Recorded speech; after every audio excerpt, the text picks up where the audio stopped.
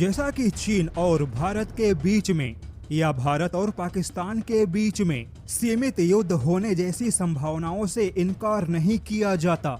यहाँ तक कि 2020 में गलवान घाटी झड़प या उससे पहले या उसके बाद भी चीन ने कई बार भारत पे दबाव बनाने के लिए सीमित युद्ध जैसी धमकियां दी। सीमित युद्ध यानी कि छोटे हथियारों से या कम दूरी के हथियारों से लड़ा जाने वाला युद्ध है, जहां पूरे संसाधन या पूरे हथियारों का इस्तेमाल नहीं किया जाता, जैसे कि लंबी दूरी के क्रूज मिसाइल या लंबी दूरी के बैलिस्टिक मिसाइलों का इस्तेमाल नहीं होता, या बड़े और विनाशकारी हथियारों के विस्फोट से बचा जाता है ताकि युद्ध सीमित रहे और युद्ध का दायरा बड़ा ना हो।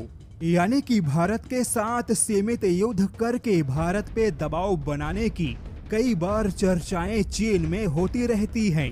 लेकिन अब चीन के अपने ही थिंक टैंक ने चेतावनी दे दी कि अब भारत के साथ में किसी भी सीमित युद्ध की कल्पना भी नहीं करनी चाहिए, क्योंकि सीमित युद्ध जैसी बातें अब इतिहास बन चुकी है। क्योंकि रूस और इजराइल ने भी यही सोचा था कि उनका युद्ध सीमित होगा, लेकिन युद्ध काफी विनाशकारी तरीके से फैल गया।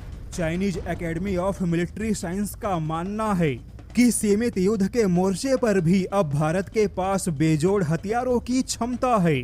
ऐसे में सीमित युद्ध के नतीजों का अंदाजा लगाना भी मुश्किल है।